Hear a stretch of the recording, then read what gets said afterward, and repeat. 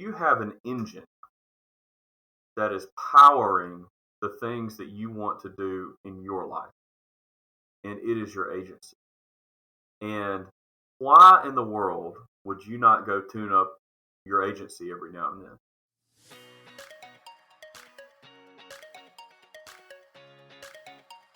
Welcome to the Insurance Refocused podcast, where we're highlighting real agent stories and how they are innovating to respond to the changes and challenges happening in the independent insurance industry.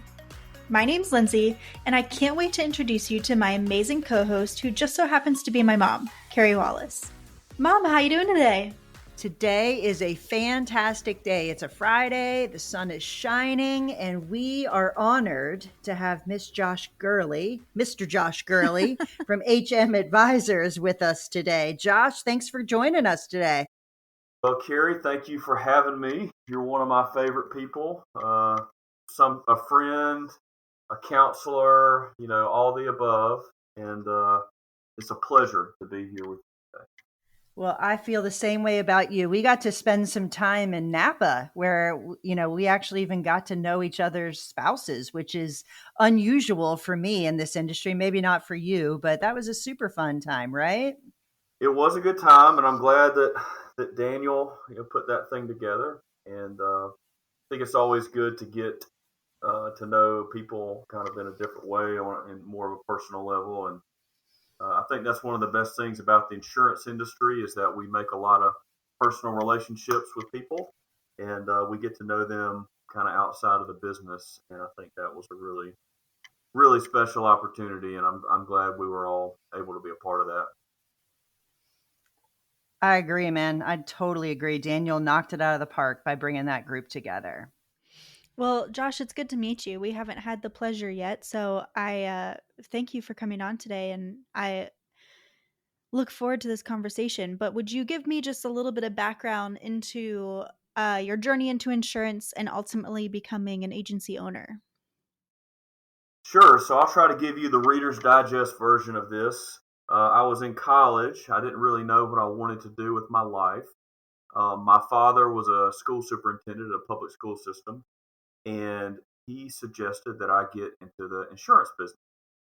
And so he had hired a risk manager for his school system that he was running and thought it might be a good career path for me. He told me he'd never met a broke insurance agent. So I thought, well, maybe that's something that I should get involved in. I went on to college a couple years, and I actually was an intern at the Georgia School Boards Association. And they have a workers' comp risk management fund and a kind of a property casualty self-insured fund that they have for the public school systems in Georgia. Way back in the day when they got going, my dad was one of the people that I'm not going to say he put it together by himself or anything like that, but he was certainly one of the folks that rounded up some of the different school systems and helped them get together, and they kind of put this co-op together. So that was a little bit of experience that I think he had from an insurance perspective. And so I just took his advice and said, let's go for it. And I went and got myself a degree in risk management and insurance. I spent a little time on the road as a traveling musician. My hair was a lot longer back then, and played guitar for a couple of years.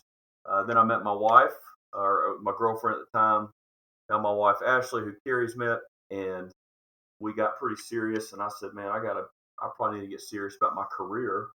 And so I got into the insurance business, and here I am 12 years later, and couldn't be happier to be a part of the industry. Hey guys, if you're looking to improve your bottom line, allow your team to operate efficiently, and really improve that customer retention, I believe you should check out Ascend. Ascend is the all-in-one insurance payment solution. They are focused on streamlining your invoicing, premium financing, accounting, and they'll even make your carrier payables for you. They are taking agency bill and making it as easy as direct bill. That is a game changer. They integrate with all of the major AMS players, and here's the best part. It's free. There is no subscription, no cost to you. They allow your customers to pay how they want.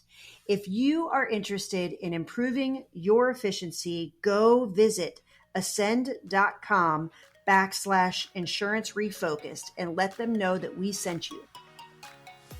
And how did you end up becoming an agency owner from that? Did you take over the agency that you worked at, or how did that process go? Well, I think I have some interesting opinions on this. I mean, I think we live in this world where it's easier than it's ever been to become an agency owner. And I think that being an agency owner it should not be considered a badge of honor. There's a lot of people that are very successful in our industry as producers working at various different firms. And I think, right, wrong, or indifferent, like I said, it's easier than ever to become an agency owner. It's easier than ever to get an insurance license. And, I don't necessarily think that's a good thing for the insurance industry. I think there's been a ton of focus on marketing and sales and things like that. I think that's all great. But as I remind people all the time, because I'm kind of an insurance purist, this whole thing started over in Europe, and they were sending these ships over here to the New World, and they would get crushed by storms, and there'd be pirates and all the stuff that were on these ships, and the ships themselves would they wouldn't make it here. And so they figured out, hey, why don't we just charge a little money, take a little risk, and then if the ship makes it, hey, we pocket the money. If the ship doesn't make it, then we pay for the cost of the goods, the cost of the ship.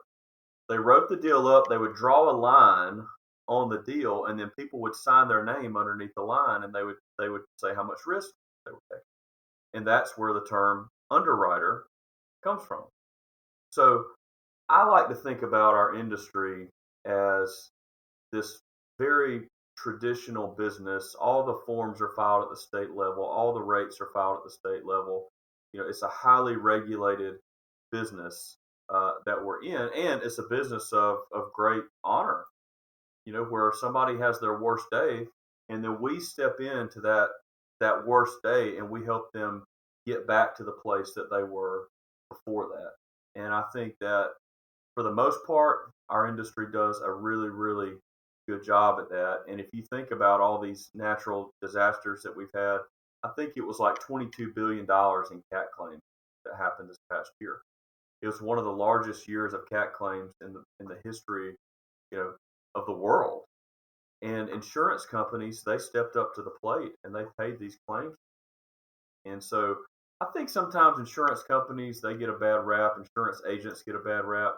But at the end of the day, when a hurricane comes through and blows your house to the ground, the insurance company is who's standing up for you and getting that house built back or getting that building built back. You could have a momentary slip in judgment. You could pull out your cell phone and you could answer a call, and the next thing you know, you've reared into somebody and you've killed a family of four, and this is a terrible thing that's happened. And then the insurance company stands in the way of that.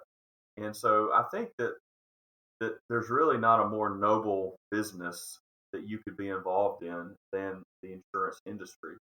I think that probably some antiquated technology, some claims pressures that have happened, keeping expense ratios down for carriers. Sometimes claims adjusters have more claims than they should or they could handle. And there's a lot of competitive pressures out there that can make that a little bit difficult at certain times. But I do believe, for the most part, that it's an industry full of good people, and everybody's doing the best they can. I mean, there's 1 million people, I think, in the country that work in the insurance. There's definitely a lot. There's over 40,000 independent insurance agencies in the country, Josh. I agree with you. I've met some of the absolute best people in this industry. And let me just tell you, you're 100% right. They're not all owners.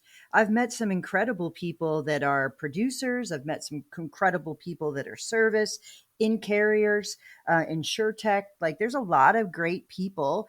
And without question, I think, one of the reasons I stayed in this industry, I came in not as as straight line as you. I don't have a risk management degree. I never thought insurance was going to be the place I would be. But the reason I stayed is that I got to meet some people that actually think the way you do, that it's a noble profession, that they do things to keep people's lives whole.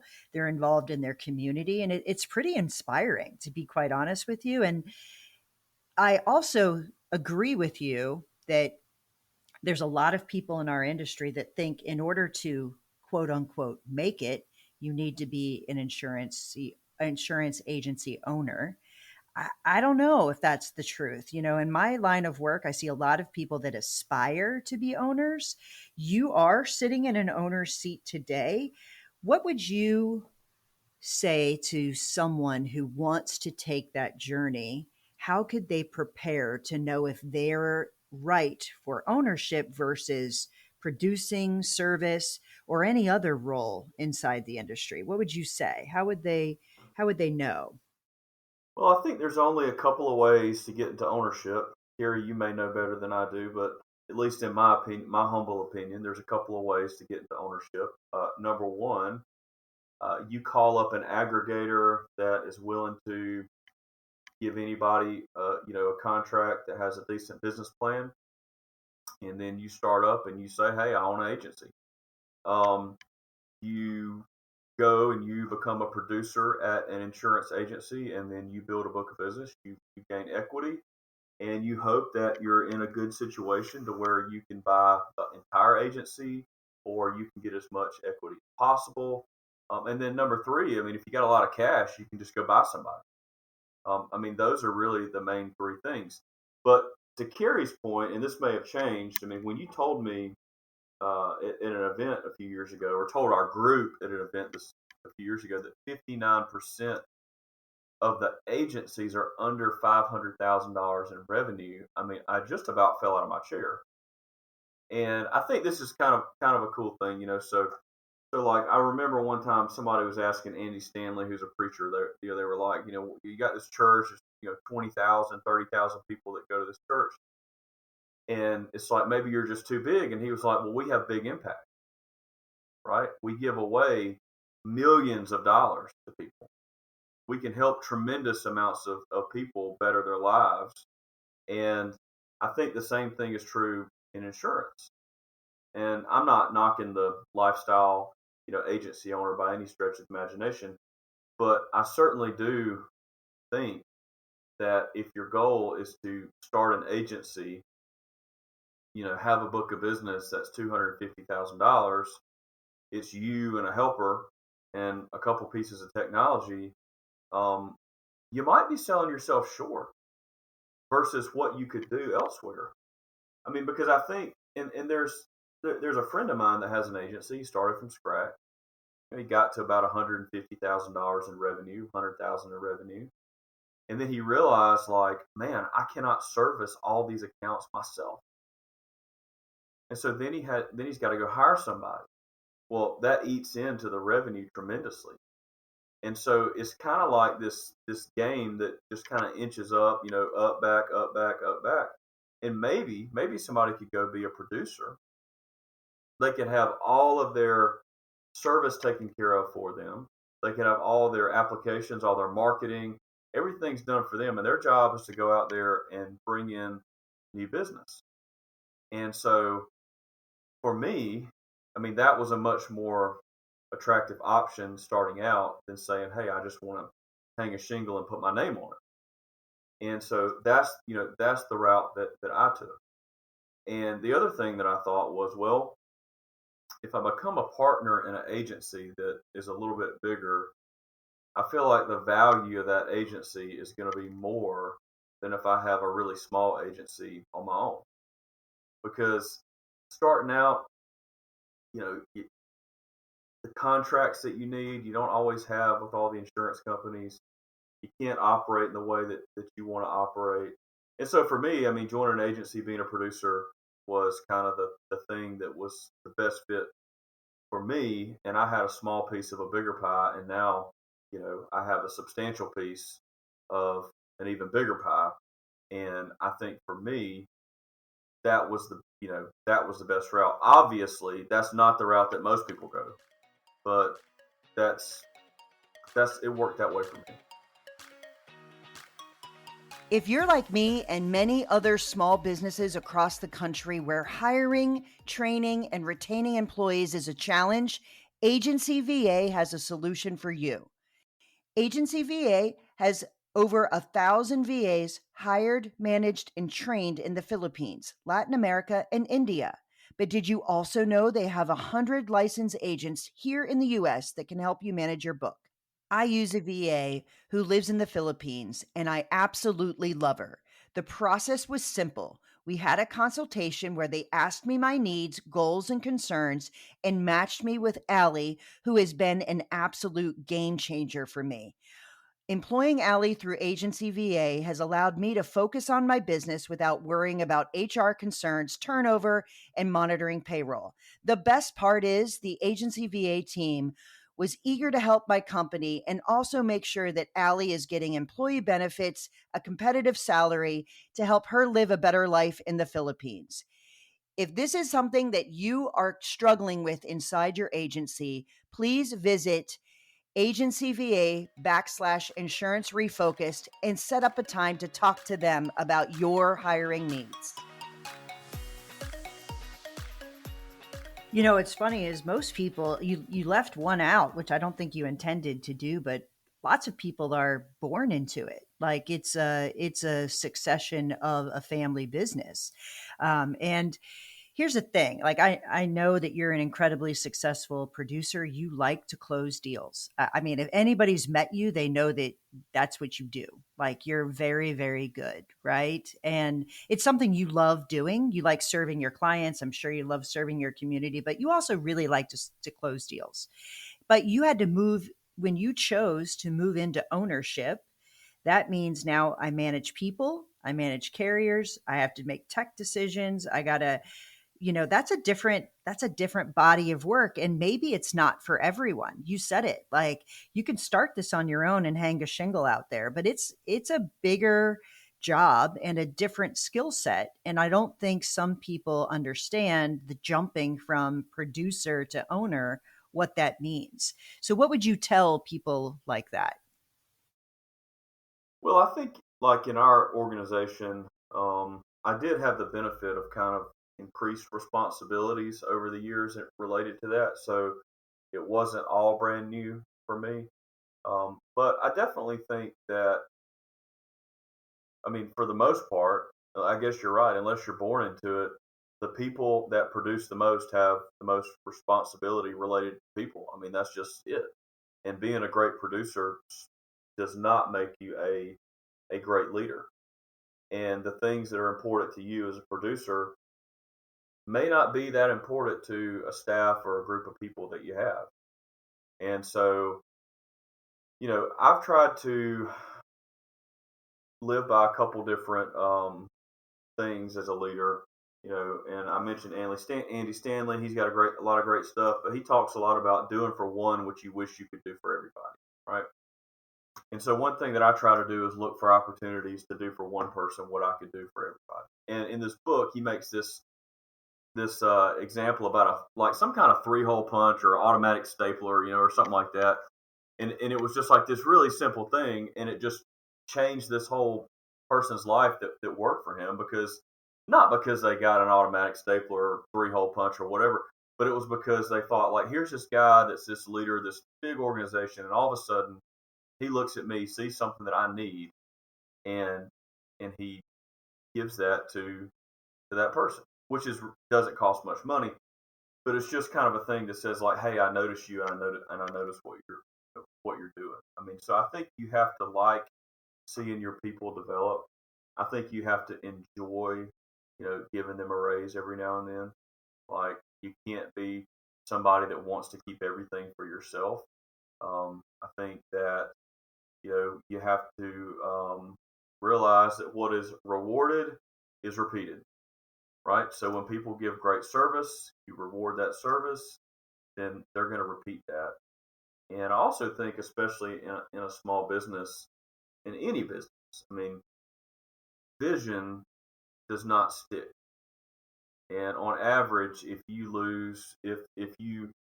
don't recast your vision every 30 to 45 days, then your people are going to forget why they're doing what they're doing. And that was the example. We were talking about moving the time of this podcast, and I was like, no, I'm taking my whole office to lunch at 12:30. I'm closing the office for 2 hours. But I really think, you have to do that stuff and do it consistently. And look, you're not always going to get it right. And I talk about this a lot. I talk about the trust bank, that with your employees, with your clients, with whoever, there's this bank, and you have to keep making deposits into that bank on a regular basis, because every now and then you're going to do something that people don't like, and it might be the right decision, it might be the wrong decision, but there's going to be a withdrawal from that bank, and you don't want to bounce any checks. And that's really the main thing that I think from a leadership perspective is you got to give more than you got to give more than you take. You have to reward what's repeated. You got to do one for one what you wish you could do for everybody. And then the other thing is like, mutual submission. And so I talk a lot about this to people and try to empower them to do their job. And I try to tell an account manager, well, why don't you make the final decision? And I think sometimes they're a little bit taken back by that, like, well, hold on, you own the agency. And I'm like, well, yes, that's true, but I'm never going to be able to get my agency to that next growth bracket if I have to make every decision. And so whether it's deciding, what carrier we should place an account with, or whether it's deciding what direction we should go on a certain issue, I'll give my input, but I really want to empower them to make those, decisions, because I think when people feel like they can come to work and they can make decisions independently and do what they think is best for the client, I think that they're going to respect you more as a leader. And I think that and I think when that recruiter comes knocking on the door, they're going to think to themselves, well, Josh is pretty hands off. I mean, he trusts me to make these decisions. And who knows what this other person's going to do? Are they going to measure my mouse clicks? Are they going to tell me that I didn't do the 42-step process that has been developed by somebody that's never sold an insurance policy, that's never serviced an insurance policy, that couldn't sell their way out of a paper bag? It's just somebody that's looking at a spreadsheet. And so I think that when you kind of take all those things, you put those things together, I mean, you can help create a rich culture. And I don't think that a rich culture is all about having, Blue Jean Fridays, a great social media post where everybody's smiling and happy. I mean, I think rich culture is about empowering people to do their job, because people, they want to matter. They want what they do to matter. And I think if you empower them to go do what matters for the client, I think it makes. I totally agree with you. You mentioned multiple important topics. I actually just finished my master's in public administration degree. And as you were talking, I was thinking in my head, all of the points that you just made, leadership, I make sure my staff feels empowered to make decisions and they feel important in their job. Culture, I make sure to take a step back and allow the office to just have fun together, come out to lunch and experience being together without being actually in the office. You talked about lots of other things, but communication, going over your vision, a bunch of things.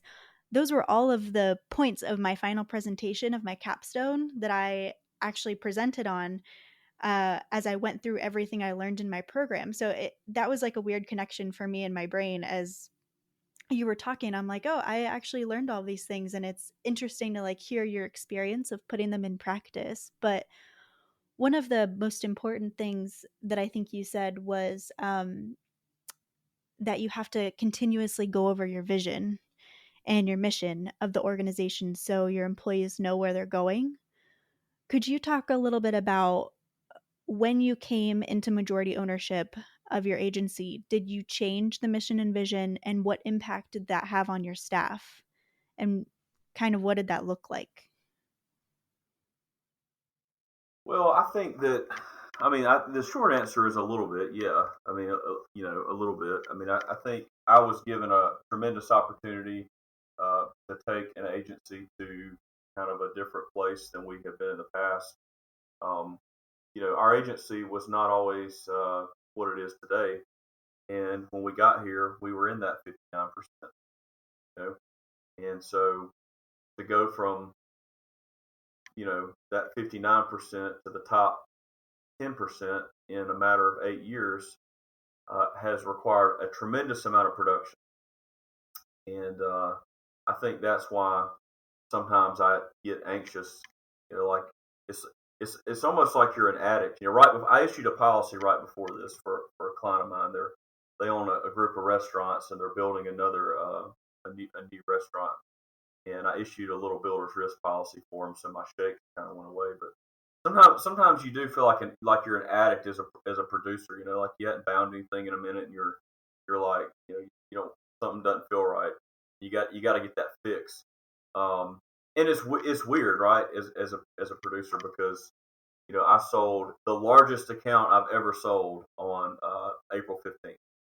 And so here I am on April 28th when we're recording this, 13 days later, from the largest account I've ever sold in my career, and I got the shakes, and a $1,000 commission builder's risk policy, gets me better. So yeah, I just want you to know I've been operating under that kind of thought over the past, over the past 8 years. But I think we've always done a pretty good job of empowering people. I just want to further do that because my partner Andrew, his father-in-law, who's a great guy. He had his own book of business, and so we've had to assume some of those accounts and those relationships. So my role as a producer, even though now we own the whole agency, my role as a producer really has even increased over what it was, because not only do I have my clients, I have all of his clients now that I'm trying to build a relationship with. So I think just pretty much continue to empower people to to do their job and do it better, and making it easier for them is something that we're really working hard on.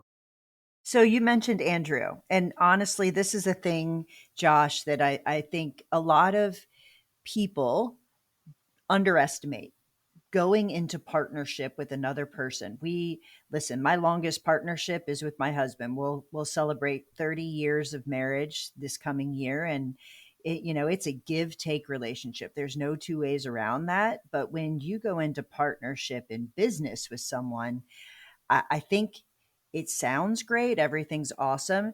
And if you don't put the rules of engagement out there, or the expectations about what that's going to be, it could be a difficult thing, right? Just like if people don't put the right expectations in their marriage, it could be a difficult thing if you're not on the same page. You clearly have a great partnership. You were probably very thoughtful in that approach. What advice would you give, again, younger people who think, I want to be an owner, I want to have a partner, I want to do these things? The problem is you don't know until you get there what that actually means. So I'd love to hear your advice to someone who's that's what they think they want. What are the things they should be actually thinking and really contemplating in their mind? Yeah, well, the first thing I'll say is that when we got together, we really had no idea what this would become. And I would tell you that it's really good to dream, but it's even better to kind of put your head down and go to work. But if your plan works, then you kind of get there and you think to yourself, maybe I was just naive in the beginning, and we didn't maybe plan anything out like we should have. I think some of it with Andrew was luck, dumb luck. He introduced me to my wife, for crying out loud. I met Andrew on the back of a flatbed truck. We were playing a music gig together. I show up, And Andrew's on the back of this truck, and he's like, "Hey, I'm Andrew, and hey, I'm Josh," and we became fast friends. And he was like, "Hey, you know, I sell insurance," and I said, "Oh, I got a degree in insurance, but I'm trying to play music full time." And so I think it was like a just kind of a match made in heaven, so to speak, with him. But I think so. There are some practical things that you need to make sure when you have a partner. Um, Number one is you have to make sure that their moral compass and your moral compass align. If you're with in partnership, or you may be in partnership with somebody that every now and then they do something that makes the hair on your neck stand up, you might want to consider doing something different, because that's not the kind of relationship that you want to be in. You also want to make sure that you're in business with somebody who is responsible with their personal finances. Um, you know, just look, my opinion, but you don't want somebody who's going to be trying to get a loan from the agency, or try and run the agency like their personal piggy bank.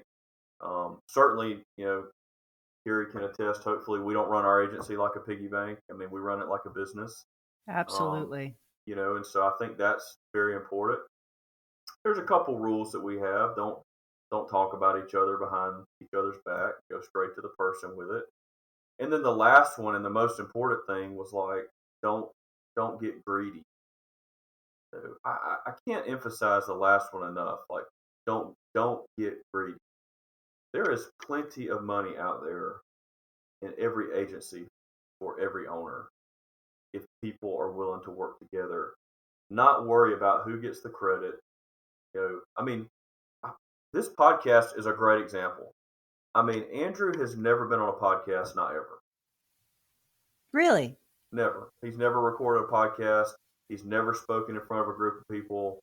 Um, and he doesn't care about that. I mean, he doesn't, I don't even think he wants that. But Well, it's not who he is, right? This is not yeah, who he is. Yeah. yeah. But my point is here's a guy that's like equally as integral to this deal as I am, and he's got a totally different set of skills. And if you look at my involvement in being in the industry, you know, I've been introduced to carriers I wouldn't have met otherwise. I've had people refer me accounts that, hey, I don't have a market for this, or I don't have whatever. I mean, it's benefited me in many different ways, which has also benefited, benefited Andrew. But this is a great example. Is he has benefited from some of the stuff that I've kind of done out there, and then also I've benefited from a ton of the work that he's done behind the scenes. And so I just think that if you don't worry about who gets credit for what, and everybody works in their giftedness, then you're going to be the most successful. And I tell everybody all the time. I mean, a lot of the stuff that I learned about being a great producer came from Andrew, and I certainly would not be in the position I'm in today without him. And I think vice versa. And I think sometimes when you have these partnerships that are great, um, you think about what could what could you do on your own. And I don't think the sum of what I could do on my own would be 100% of me would not be more than 50% of what I have. You know, and I just think that when you have a great partner like that, you just better hold on to them and do what you need to do to support them. And look, if they go through something tough in their life personally, you need to stand with them. If you go through something tough, then they'll stand with you. And I think if you just live by those rules, um, everything's going to work out. But the thing that I see break up great partnerships, and I'm sure you've probably seen this before, Carey, is power and money. Always. It's always that. It really is an imbalance in power, or a different approach to money is what breaks up business partnerships, in my opinion. And I think you said something really important. The 100% of me is not more value than 50% with somebody else. Like you've got to be able to go beyond with the person that you're with, which means they have strengths you don't have and you have strengths they don't have. And the only way you know that is to work alongside each other for a period of time. I think sometimes it looks all rosy, but you really don't have the experience to know what that looks like. And just like you need to recast your vision over time, life changes. I mean, you're going to have a 20, 30-year relationship with somebody, or you could. Maybe not for everyone, but you could be in partnership for many, many years. That means through the birth of children, through all kinds of life's ups and downs. And you've got to be able to rely on each other and be able to weather those things together and renegotiate what that means throughout that time. So if you're not communicating to that person, that's what I've seen is people, just like in a marriage, they've grown apart or they have a different situation and they're not able to communicate to each other and they get to different places, even though they might have started at the same place. And having a strong foundation allows you to do that. So, our industry is full of great people, but I don't think we all talk about how to form great partnerships, run great businesses, be strong in this. We talk about coverage, we talk about dealing with our clients, we talk about all those things because that's what you all do. But these topics sometimes just don't get talked about, right?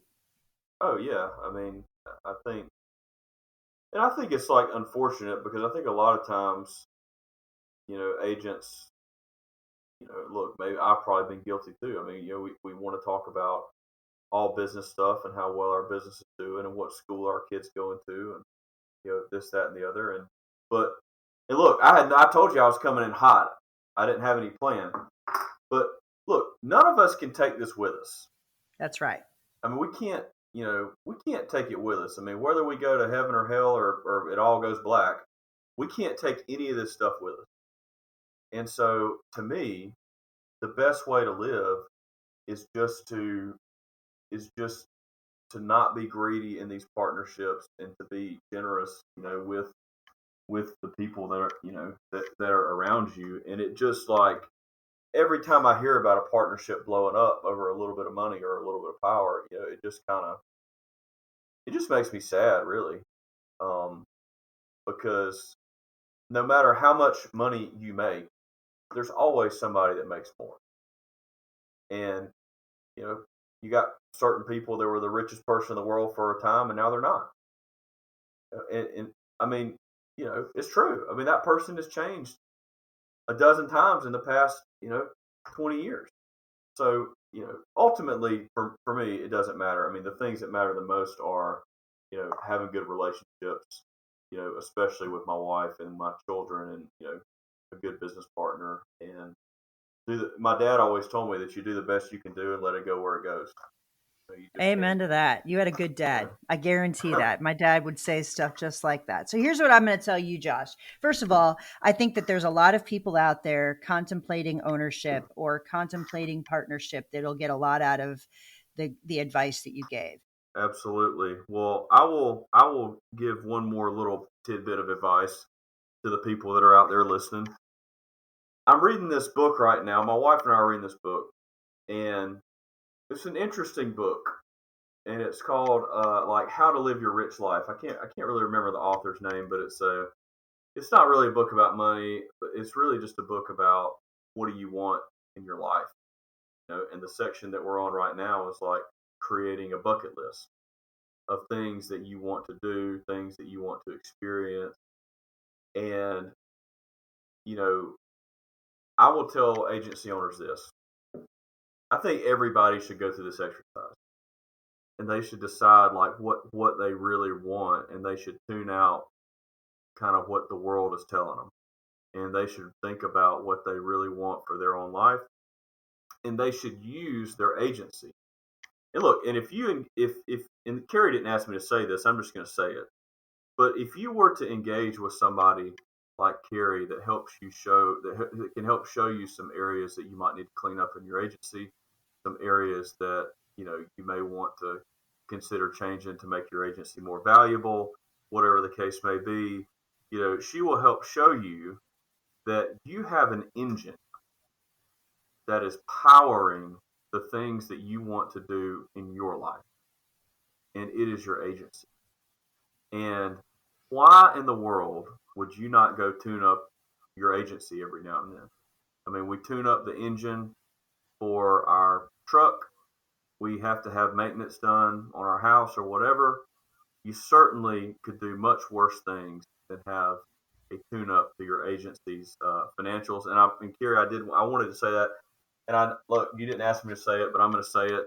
This is your show. You can edit it out if you want to, but I want the people to hear it, because I think what you've done for me has certainly, you know, helped me see some things that I could make some changes in. Although the list wasn't super long, I think we're doing some good things.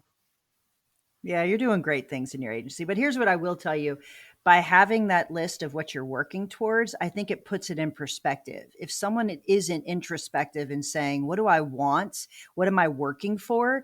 It's easy to get mired in things that maybe don't matter and things that maybe aren't what's most important. So by putting that point in the horizon and then using that as your guide to make other decisions, I think it makes it so much more easy to be able to, maybe run your business like a business or make some decisions that you wouldn't have made. So I appreciate you saying that, but that is my goal, is to help agents get the most out of their agency as much as possible and also live a great life. I mean, this industry is amazing. And I think Aaron Gordon said it's created more millionaires than any other industry. And I don't know if that's true, but I got to tell you, I'm pretty confident it would be up there with the other industries, but not if you're not mining it and paying attention and making thoughtful decisions. So you've given great advice today, Josh. I appreciate you coming on here, and I look forward to seeing you. Thanks so much for tuning in to the Insurance Refocused podcast. If you enjoyed the episode, please be sure to hit subscribe and leave us a review so you'll never miss us. Want to learn more about how Agency Focus can help you grow your agency? Head to agency-focus.com or email Carey directly at carey@agency-focus.com.